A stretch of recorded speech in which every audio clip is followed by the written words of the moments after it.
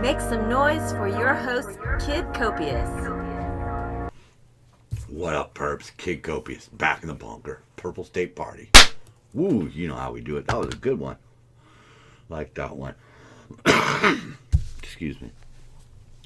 Alright, well, here we are again. This is episode 41, week 41. I'm going to go 52 weeks, man, and just see if it could take me anywhere. I really hope it does, because I love doing this. I don't know if anybody loves watching it. But, name of the show is Critique the Week, so let's see what happened this week. See what kind of information we learned. Got to start off, unfortunately, with some sad news. As some of you may or may not know, Tiny Lister, died on the 10th. As a last report, not exactly sure. He had staved off COVID-19. Maybe it came back. We don't really know. But, I knew this guy as Zeus Debo.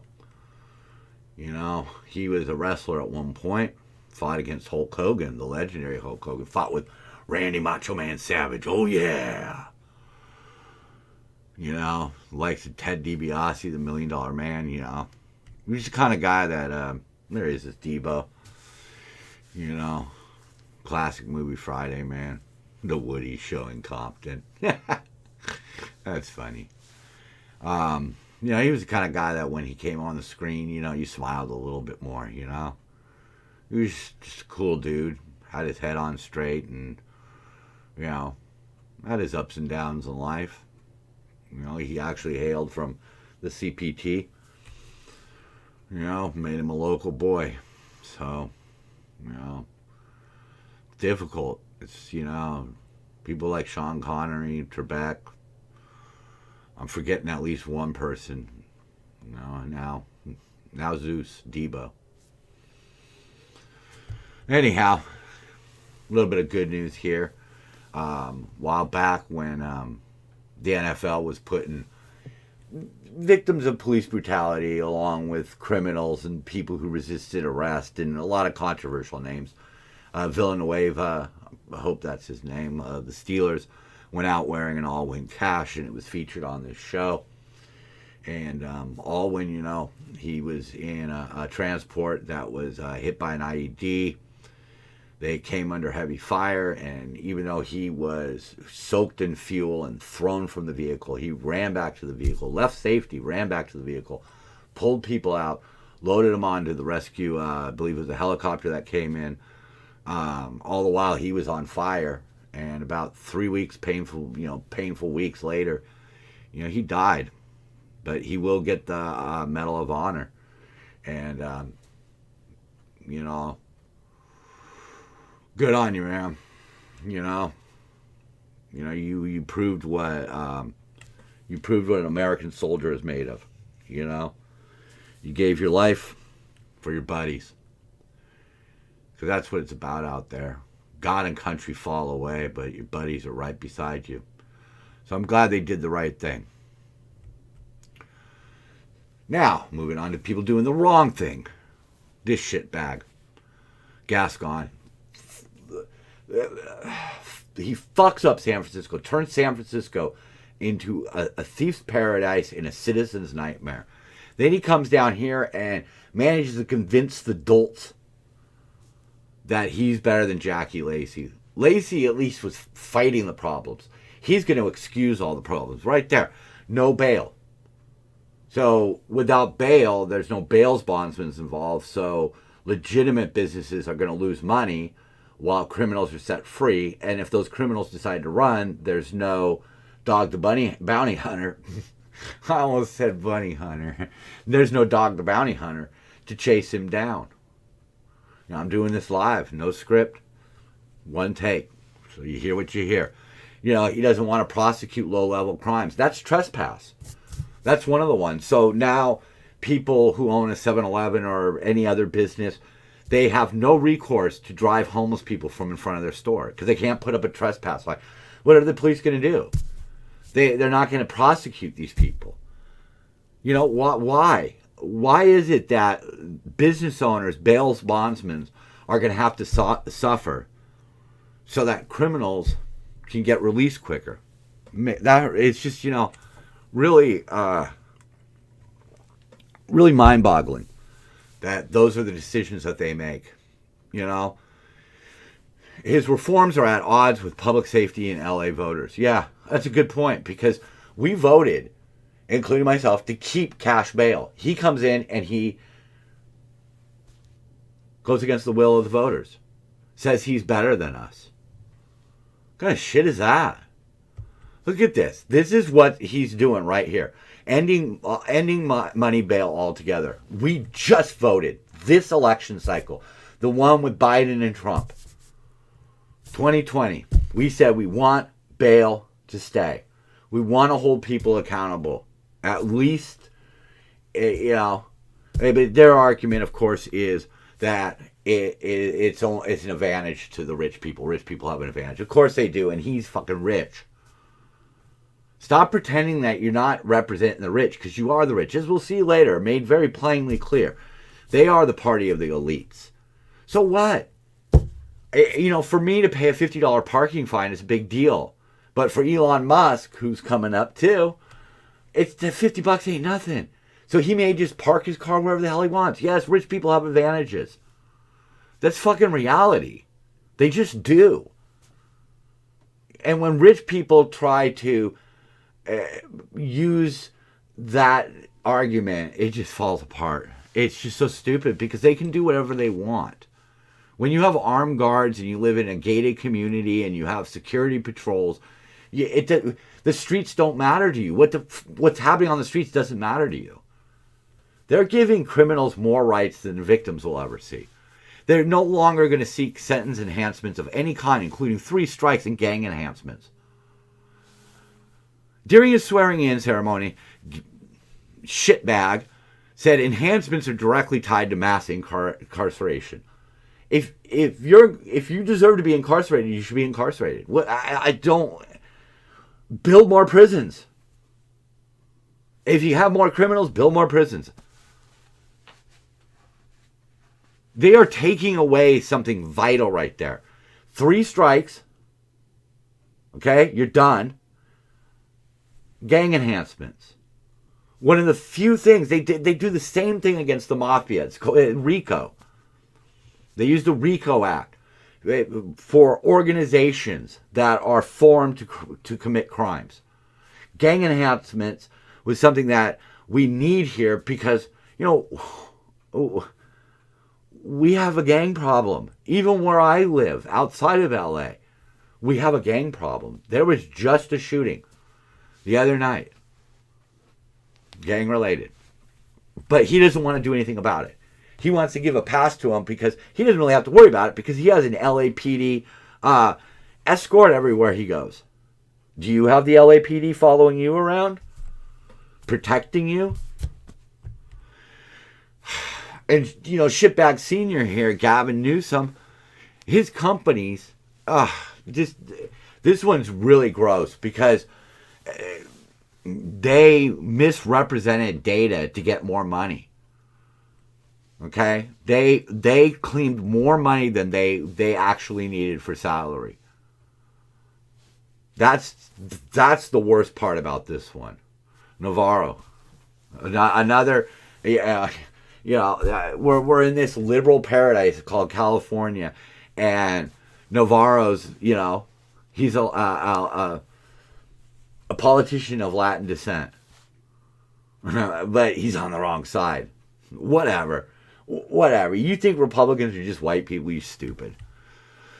So, after we talk about these people just kind of thrashing LA and thrashing San Francisco, and Newsom with his just random, Sieg Heil type bullshit that he does right now, locking people down, making them spend money so they could reopen, and then locking them down, blaming outdoor dining. Not even in the top 10 ways to get COVID in California. But people are sick of it. And people want to run their mouths and say, oh, well, just leave. Well, people are leaving and they're taking the jobs with them. They're taking the tax dollars with them.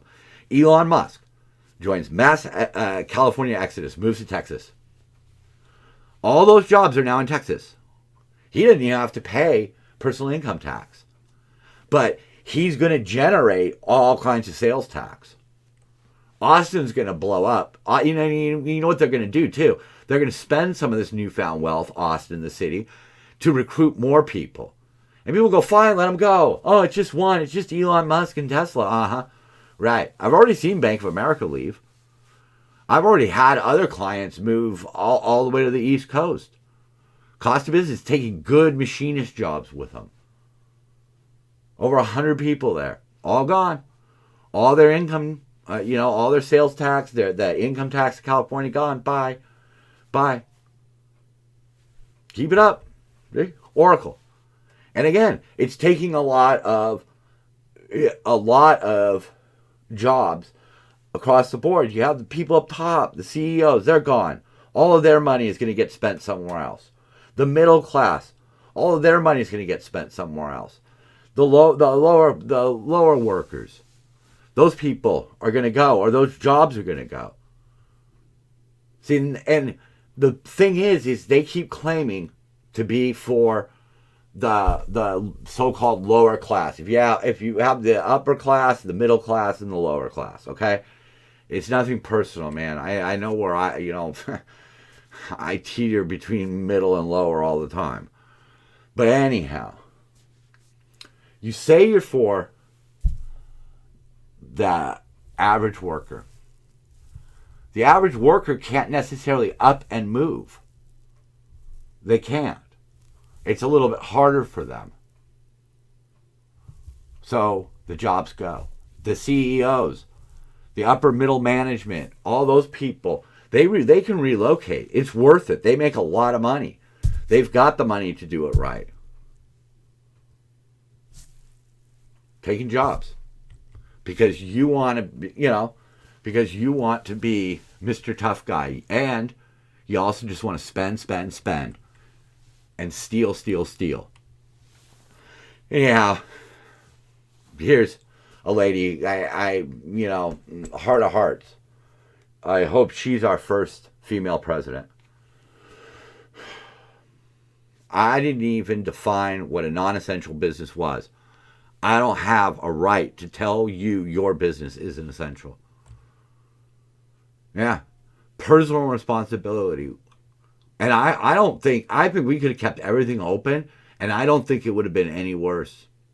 And if it was, I don't think that percentage is worth what the damage that we've done. You say what you want about her, but she's got her head on right. She could lead the nation. Yeah, I'm just saying. I hope somebody disagrees and fill in the blanks down below. So here's one that we were talking about on the show about, Hunter Biden and all of his stuff, And after the election, all of a sudden he's under investigation. Now, you can make the argument that Donald Trump's sick, the FBI or the DOJ are on him, but he's not happy with how they're handling it. So I don't know if he's really the puppet master. But didn't the last administration use the FBI and the CIA to fabricate Russian collusion that didn't exist? At least this is something that's worth investigating. There are all kinds of things swirling around Hunter Biden. So if they scratch the surface and they find something, they find something. Yeah, the other side was just making shit up. One of my favorite accounts to follow, Chicks on Right. Big tech and the media teamed up to bury a story about corruption in the Biden family. Now, after the election, they're finally reporting about it.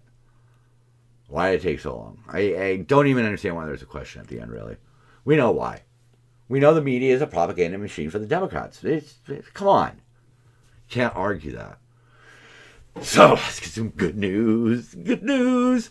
I had the honor of meeting this guy. Just ran into him. We came out of a job, and there was this whole Trump rally there, and Mr. Earl Weber showed up, and for those of you who this guy's got sass. He's very direct in some of his tweets, and he's a decent bloke. Like, man, I got a good radar, and when I met him, I didn't see pretend. I saw exactly what I thought he was. The guy loves America. The guy loves California. He loves the people. He's out there, man. This guy was standing with the masses on the side of a road and in the Trump train. He was there when he was running for Congress. He was there. Like, he was right there. There wasn't like armed phalanxes of police around him or anything. He was just there. And later on in the day, a bunch of like whatever, the lefties showed up and ended up getting themselves arrested when they decided to start a fist fight. Because their minds are blown by it. The people that were there, it was a cross-section of America. It was far more a melting pot than I think I really ever realized it was. I was surprised. There were a lot of people who I saw there that I would never have guessed were there to support Trump. And he was right there with them. He was right there, shaking hands. Whatever. Good guy. But speaking of his ass, right there, Democrats, a bunch of rich people convincing poor people to vote for the rich people by telling the poor people that the other rich people are the reason they're poor. There you have it. But, I mean, look, both sides are rich people. It's just the way it works. I mean, that's the way it works. You get making a lot of money as a politician who's, well known, or, you don't even have to really be well known. And you can do it honestly too. So, but Republicans point out that statistically certain things have just not worked. They're just not working. So we need to change it up. Democrats want to just keep the government teat going. Whatever. But this guy for governor, man, that could solve some issues. And speaking of issues that I wish Trump was going to be around to deal with, Taiwan warns massive attack by China could be a few years away. I honestly don't know if it's few. Couple? I don't know. I mean, I smell something in the water. And I think it's going to be China going in. Basically just moving through Southeast Asia until they get to either Australia or, I'd say Australia. I'd be a little bit worried about that if I was Australia. It may be, but it's happened before. Look him up. A guy named, I think his name started with like Adolf. Yeah, back to some good news. I'm trying to keep it going like this. But first vaccines were given out. Next guy, this was I had her name too. I knew it. Oh, Margaret. Was it Margaret? I don't know. I'll look it up. I'll have to look that up. But I respect the Christmas penguin sweater. That's cool. And then the next guy was William Shakespeare. That's the Brits for you. So Larry Elder brings us one of my favorites of the week, done by Bronco, another one of my favorites. This guy, Swalwell, he got honeypotted by a Chinese spy. It's like, okay. But meanwhile, he's worrying about fake collusion. His hand in the honeypot. That's great. And Carpe, just kind of summing that up right there, And they're talking about how you're surprised that the news made a big deal about the fake collusion, but they don't really make a big deal about the Swalwell guy. If you haven't been paying attention, Democrats and the media only care about increasing their own wealth and power. Literally nothing else. I think that's a fair point. I don't think they really care about much else. Here's another one by Bronco. Build back better. Biden's just going to take credit for the vaccine. Whatever. That's every administration does that. That's funny, though. The Democrats using the COVID as a wrecking ball to the Statue of Liberty. And they did. A lot of them really did. I mean, and now they're like giving each other. Who was it? Cuomo's getting some sort of award for his handling, even though he sent old infected people back to old folks' home where a lot of old folks died, and he's going to get an award for his handling. Like, I mean, come on. It's funny how they do that. It's just, and Biden might even put him in the cabinet just to get him out of New York, because the New Yorkers are like, tired of this guy. So this one I found kind of interesting from PragerU here. By 2050, the disposal of worn-out solar panels will constitute over double the tonnage of all of today's global plastic waste. Well, I don't know. I mean, that's one of those things where they're going to... I read up on it, and it's one of those things where the cost of recycling is more than what you make. Like, you might be able to recycle like $3 worth of aluminum, but it's going to cost these companies money for time and effort to extract all the other things that are in there, the silvers and the cadmiums and all of that. And the Chinese looked into it, and it's just cheaper. They're just going to dump them in landfills, and this does have toxic stuff in it. And the batteries that you store are also very toxic, and they are recycled to some degree, but you know how it goes. It's still going to get into the environment. It's still bad. It's still... Green is not as green as they want to make it out to be. Green usually has this green side and then like this black moldy side. That's the green ball right there. See, green here and then black and moldy right here. Batteries use slave labor. But we're not going to get into that. I love this one. Babylon Bee. Girl asks progressive Santa for Barbie. Gets lectured on harmful gender stereotypes. I mean... they got so many Barbies out there now. Obviously this is just a joke, but they got a lot of Barbies out there, and oh man, I don't even know what to say about that one. And so here's my favorite one that I found this week. Maybe old, I don't know. When you disagree with a Democrat, white supremacist, or Uncle Tom. I mean, that's what I love about a good meme, is that it can sum up so much and still be funny, because that's funny, but yet it's very true.